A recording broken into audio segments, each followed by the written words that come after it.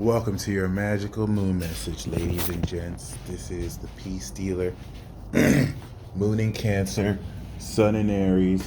Let's get a little fun. It's going to get really fun as the moon goes into Leo and you start to express the full talent of this activation of power. Welcome to the first quarter square. We're stepping into the integration of newly defined habits that will extend and integrate new power. New power. Say it with me. New power. Everything up until this point was the understanding of the spirituality and beliefs behind this new power that you've activated since a week ago. So the first quarter square, moon in Cancer, fourth house to the sun, is having you understand, okay, fourth house and moon in Cancer, your identity, sun in Aries. You're understanding who you are. You're understanding the power you've activated, which will align with how that makes up your personality and who you are. And be very mindful, because with the moon squaring Chiron in Aries, you can let triggers to your ego evoke actions outside of your character. Don't give away your advantage because you're getting in your ego fighting battles that are beneath you. At the same time, don't let anyone just walk all over you, but don't play these high school games with people who will leverage the illusion of how things look from the outside looking in versus what they actually are. That means if you have to take an L, you're not taking a loss, even if it looks like it. This isn't talking about maintaining your peace. This is being strategic. If it looks like you're taking a loss, don't let your ego get triggered to make it look like you're winning versus actually winning by checkmating that situation later when the opportunity presents itself. Okay, so just don't give away your position, don't give away your advantage, because there is a huge opportunity to just get in, all in your feelings and let your ego get triggered. Because a lot of people be getting their feelings, okay? A lot of people will be understanding that they don't live the life they talk about. They can't necessarily blend the vision of themselves with what they really can do. And they can project that frustration on you, who's actually successful in doing so. This will bring breakdown or breakthrough. This will break down people who don't have any integrity in their character. Moon in Cancer will viciously destroy them, and then they'll have to pick up the pieces again past that Pluto opposition. For those of you who maintain integrity and authenticity, this is going to break you through, because you're going to be able to match the sincere feeling of this expression of character you're stepping into. And so the understanding of this is going to have you feel how to use your powers. Okay, the moon, by the time we're in Virgo, you'll be practicing how to use these new abilities. But this is having you break through in an initial feeling of how sincere you feel about yourself. Because there could be certain private understandings of your identity that will now add substance to the first part of this chapter, which was expressly superficial. Aries, Taurus, Gemini skirts the surface. Now we're starting to get deep. So you're going to come into all sorts of wisdom around the divine nature. Neptune and Jupiter and Pisces trining the moon in Cancer of the understanding of who you are. So this is going to give you so much synchronicities and intuitions to confirm a lot more of this understanding, and also put you in a much more powerful position to manifest through this as well. But that trine to Neptune is going to confirm a lot of belief you've had, as you'll now feel it real time in tandem with synchronicities and actions that express this nature of your power and the power of how you're identifying and what you're identifying yourself as. The opposition to Pluto will now eradicate and destroy old emotions that no longer honor this sense of authenticity, any fears behind expressing yourself sincerely, and any inhibitions that get in your way of the collective response of how much authenticity you express towards a social or collective influence.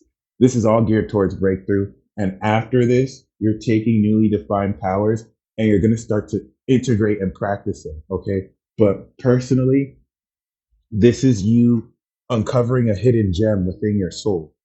And that trine to Jupiter and Neptune is going to expand how much more powerful you feel about what you understand about yourself. In many cases, this is going to take the activation of this power to deeper levels by having you feel a much more powerful way you can express this beyond or beneath the surface as well. So, this is going to really trigger more advancement of psychic receptivity to this sense of yourself. But I want to speak to that trine once again.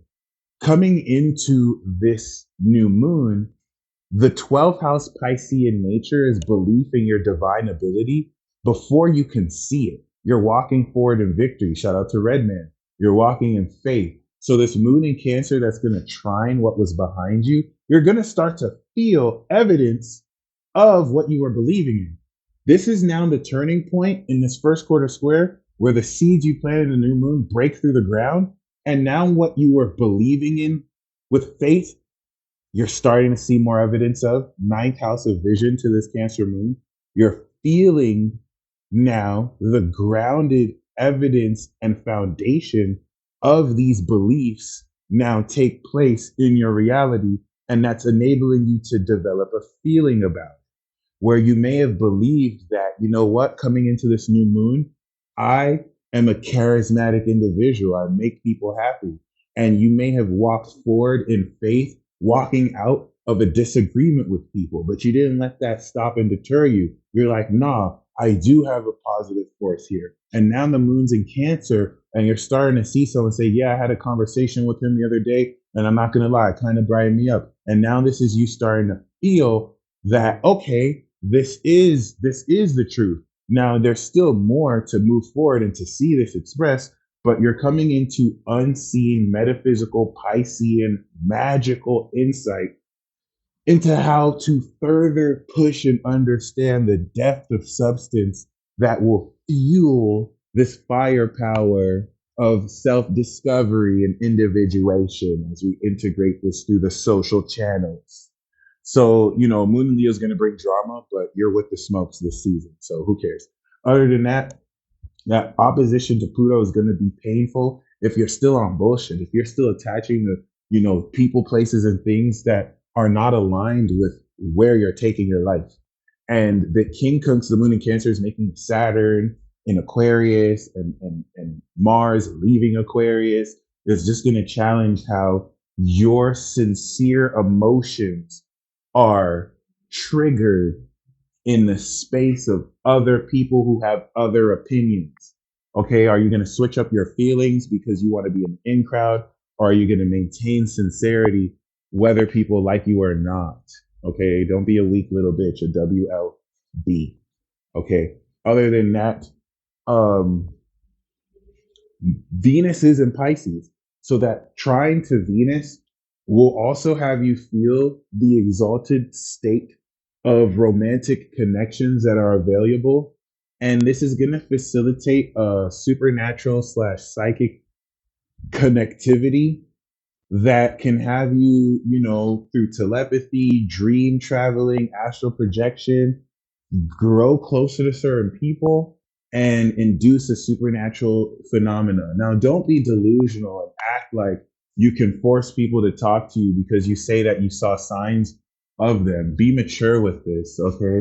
Don't project on people that they're involved in your visions, and that's why you're meant to be. It's as above, so below. So everything that you're seeing, if that person isn't experiencing too, if you're not getting a double sided, if it's one sided, you're in your head. You're being delusional. Stop being delusional. Let go. All right. This is you trying to control the situation instead of just having faith and allowing yourself to be led.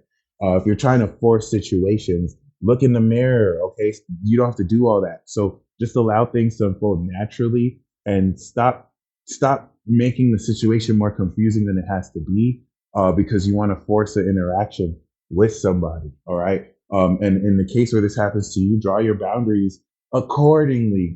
But regardless, this is going to enable you to tap so supernaturally, intuitively into integrating metaphysical experiences as a part of this integration of this new power. So, anyway, in a nutshell, this is a transit where you're going to understand what this new power is.